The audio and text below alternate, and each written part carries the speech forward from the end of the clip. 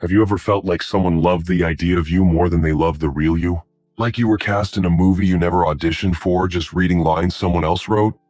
It begins with admiration, fascination, even obsession. But the more you reveal your true self, the more that light fades, and you're left wondering what changed. Men often believe they're being chosen. But what if they're simply being assigned a role in a fantasy that has nothing to do with who they really are? Welcome to Stoic Blend, where ancient wisdom meets modern life. Today, we're exploring a psychological reality that many avoid. The hidden side of certain women, and what every man must understand if he's to live freely and authentically. It almost always starts the same way. She looks at you not for who you are, but for who she imagines you could become. You feel it in her eyes, a flicker of something. But is it hope or hunger? You think you're being seen, but you're not. You're being scanned, assessed, like a blank canvas waiting to be painted. But the masterpiece isn't about you. It never was.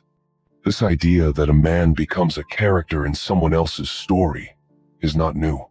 The Stoics warned that when you surrender your inner clarity for external admiration, you lose your freedom. One great thinker of the psyche mapped the source of this illusion: the unconscious mind, a deep realm where shadows live, where fantasies form, and where certain women project a version of the ideal man they hope to meet. They don't fall in love with you. They fall in love with the story they've crafted about you, and you perhaps unknowingly step into that story, not as yourself, but as a role, one you didn't write, one you can't sustain. This isn't male bitterness, it's human blindness. Because most people, men and women alike, are not aware of the unconscious scripts they carry. The Stoics taught us to live according to nature, to see clearly what is, not what we wish to see. Yet so often, a woman is drawn not to the man before her, but to a projection, an inner masculine image, built by memory, fantasy, and unmet needs. And when that inner image is not confronted or matured, it becomes a tyrant. She may chase danger. She may reject virtue. She may moralize without wisdom, control without understanding, argue without cause. But not because she is evil, because she is unaware. She is possessed by an image that isn't you. And you, unknowingly, try to meet its demands. But no man can wear a mask forever. You confuse desire with understanding. You think being chosen means being known, but eventually, the fantasy crumbles. The script collapses, and she replaces the actor, not the story. You feel betrayed, confused, abandoned, but you did nothing wrong.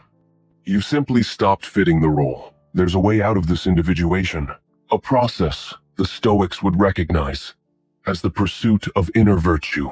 It is the slow, painful shedding of everything false. It means confronting the weak, the insecure, the broken within yourself. It demands you stop blaming others and begin seeing yourself clearly. You do not become strong by being selected. You become strong by selecting yourself, not through her affection, through your integrity. A man who has faced his own darkness cannot be seduced by illusion. He no longer needs to play roles in other people's fantasies. He becomes the author of his own. The tragedy is not that you are rejected. It is that you were willing to abandon yourself to be accepted. The Stoics called this self-betrayal the very thing we must resist at all costs. And here's the twist. The very obedience you believe will earn her love becomes the reason she loses interest. You show up. You accommodate. You explain. But the feminine instinct drawn to mystery, to depth, withdraws.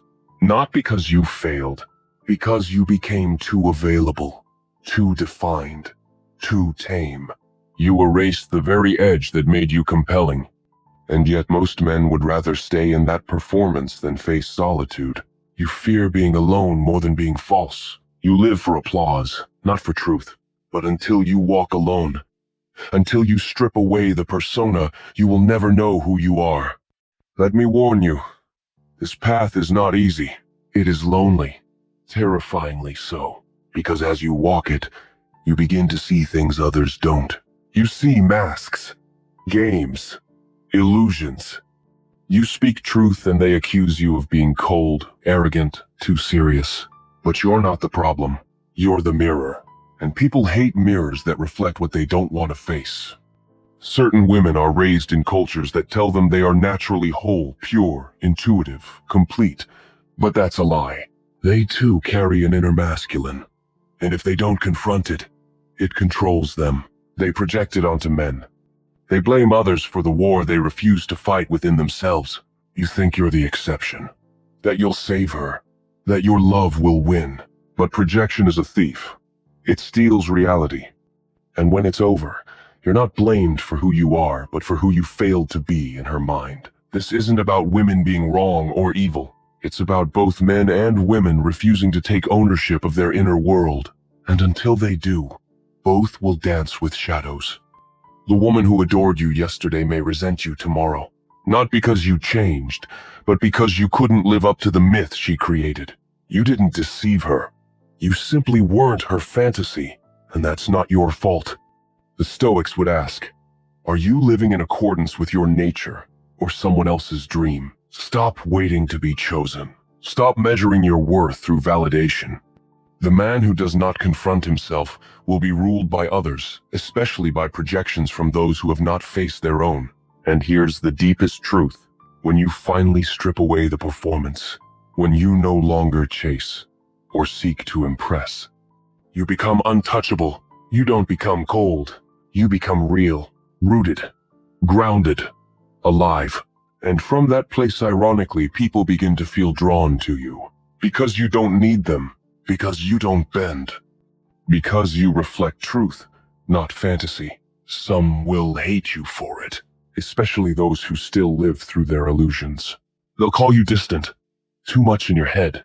But what they really mean is they can't control you. You've left their stage. You've thrown away their script.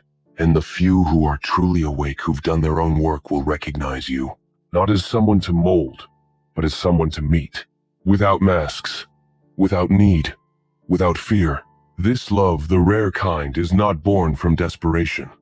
It is born from freedom, from standing side by side, not leaning on one another. But most will never reach it, because most will quit before they get there. If you're still listening, you already know. This isn't just a message. It's a challenge to walk the hard road. To stop blaming women for the roles you agreed to play. To stop chasing wholeness in someone else's eyes. To stop waiting to be chosen and start choosing yourself. The Stoics didn't promise comfort. They promised clarity, and clarity demands sacrifice. Of illusion, of ego, of need. You don't become a man by performance. You become one by standing still in the full weight of who you are. And when you do, you attract not the fantasy seekers, but the truth bearers. Not women who want to be saved, but women who've saved themselves. If this message struck something deep in you, don't walk away unchanged. Like this video, share it with a man who's still stuck in the illusion, and most importantly, subscribe to Stoic Blend for more wisdom like this. Not just for you, but for the next man who still thinks being chosen is the goal. Let's wake up the world, one man at a time.